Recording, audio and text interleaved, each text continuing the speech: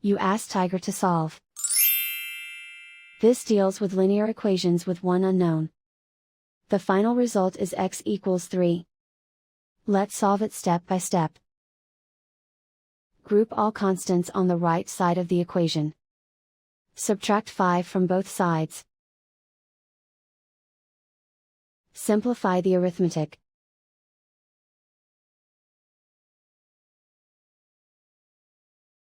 Isolate the x.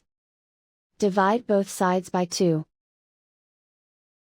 Simplify the fraction. Find the greatest common factor of the numerator and denominator. Factor out and cancel the greatest common factor. And so the final result is x equals 3.